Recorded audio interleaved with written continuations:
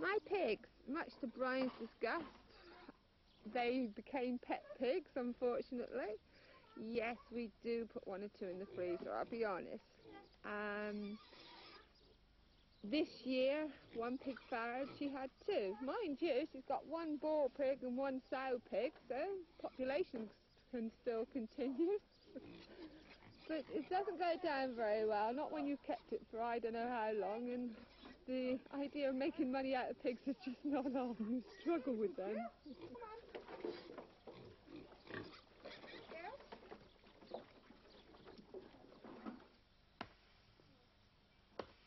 Well, it's a way of life. Outdoors, that's the place to be. Fresh air never killed anybody. What else can you say about it? You've got freedom, the birds, the wind, the sun, the rain, the frost, anything. Better than being indoors. How come I'm carrying the heavy things again? Strong enough. Not as strong as what I used to be. Yeah, I know that. I think, quite honestly, being a commoner's wife is one of the hardest jobs there is. First of all, you've got to help with the animals, no matter how you feel, no matter what the weather. 5 o'clock in the morning to 12 o'clock at night. Next comes their stomachs, or bellies as we call it in the forest, maybe that's the wrong word. No commoner's happy unless he's fed, but it's got to be good old-fashioned meat and free veg. Then yourself. Well, you just don't even think of yourself by then because you're so tired, quite honestly, that you just go on to bed and that's it. That's the end of your day. You finished with this? Yeah, you can hang that back on the fat right away. And the iron bar.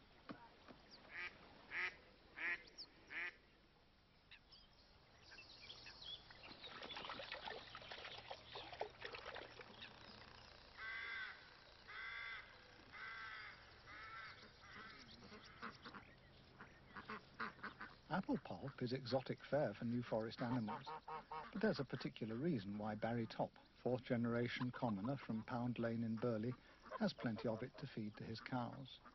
For he is a professional cider maker in an area which was once famous for its potent apple juice.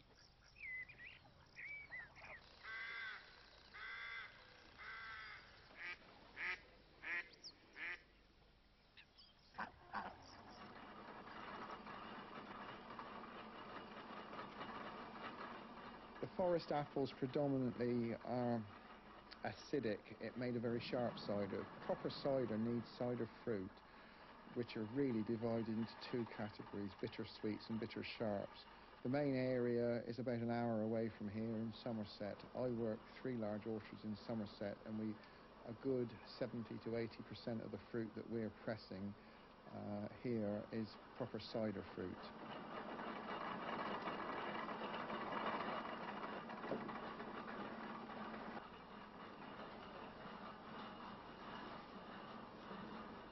We're doing it truly the old-fashioned way here, through straw, not through claws. Each cheese, as it's built, once it's finished being pressed, the residue is fed to the cattle or sort of composted down to be used as fertiliser. So there's no waste.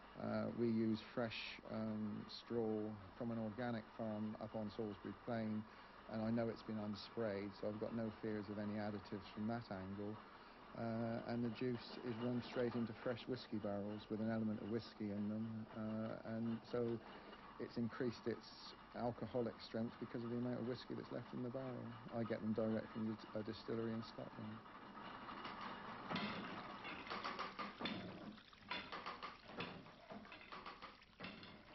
Tomorrow morning we will lift the actual main beam up and trim the outside edges down, and we will then build a further 3 or 4 layers on the top of that and then completely screw it down again.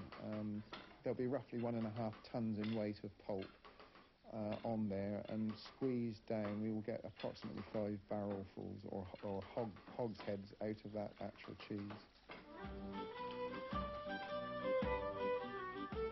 The apples that we've used this time, they're an early apple called Morgan's Sweet. It makes what we call a true harvest scrumpy. It will very fastly ferment because it's still quite mild this time of year, and it should be ready within 6 weeks.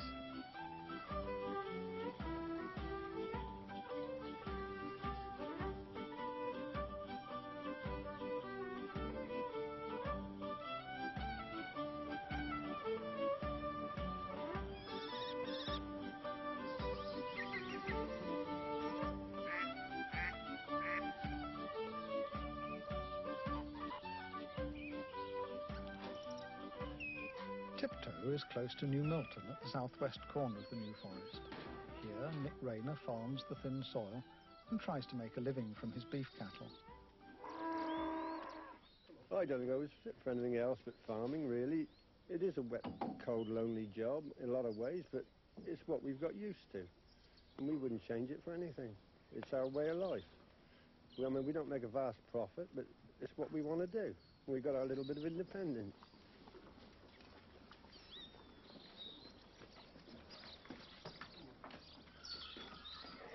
We've always had heavy horses. I suppose we've had them here for 30-odd years, and I had them before that. My grandfather had them before me, and you grow up with them. And it's something that is in you, and I'd rather have them than a tractor. Though we've got tractors, we've got to have tractors today, but I'd rather use a horse any day of the week. Yeah, the first time I ever was allowed to drive a horse on my own by myself, I thought I was, really king of the heap, like, it was really the thing to do. But looking back now, I was very insignificant in those days. And gradually you sort of progress from one horse to two, and then three, and then four. And in the end, you hopefully got it all together, and you can do what you like with them.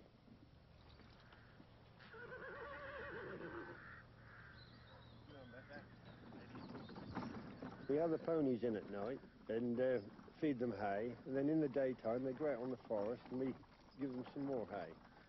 Then they come back at night and wait for us to let them in. We get our neighbours' ponies coming in as well, but then that's something we've always had to put up with. You always will. You can't sort them out. You've got a few other people's, well, so what? Let's hope they got some of ours.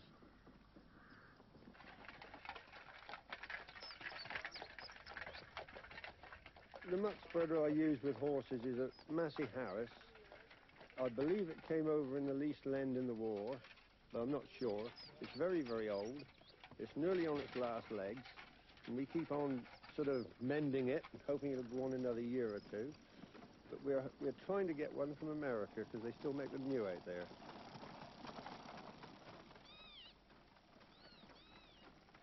It's surprising what they can get through in a day. And we can plough an acre a day with them, but by that time you've walked 11 miles behind them. And with things like harrowing and drilling corn, you can do up to about 10 or 15 acres a day, just depending on the size of your fields and that.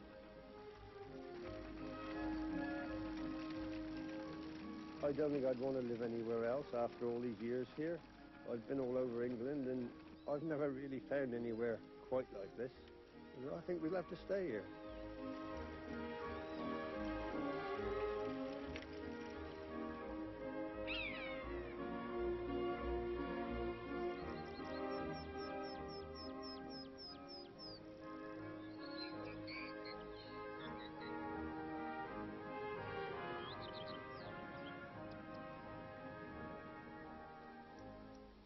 Lena Martin's family goes back for generations in this part of the forest as smallholders and commoners. Circumstances have obliged Lena to live in Ringwood, but she still owns a small meadow close to where her family once lived. So, every day except Sunday and in all weathers, Lena makes the 10-mile round trip by bike to Rye Close, even though she was born during the first decade of the century.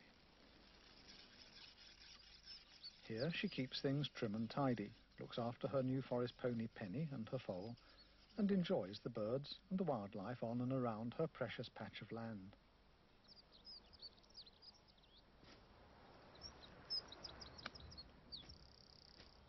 I'm a loner. I like to be on my own because you can stand under a tree if you see some deer. You stand quite like this, put that down, so, and always wear gloves and dark clothes like this. You stand still and they'll come quite near you. That's a rather fine stick, Lena.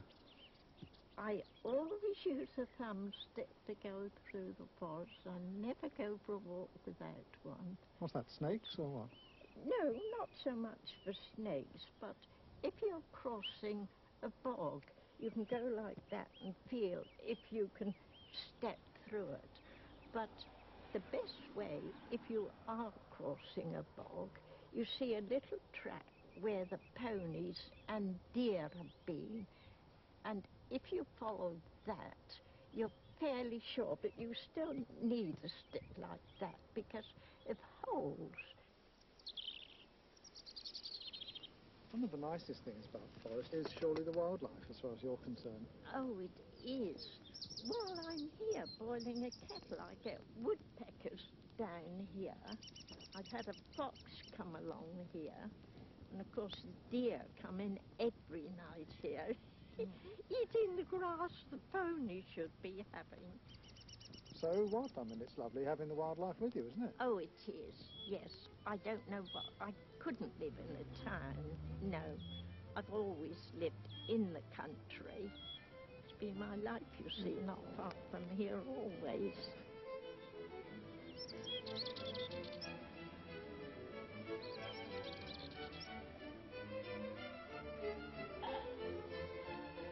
In September, the glory of autumn in the New Forest is still a few weeks away, but people and animals alike begin to feel its coming as the evenings draw in.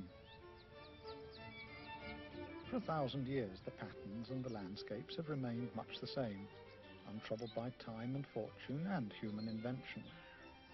For 1,000 years more, may the splendour of the New Forest be allowed to continue its wild, windswept and unmanicured existence in the midst of one of the most civilized stretches of man-made countryside on Earth.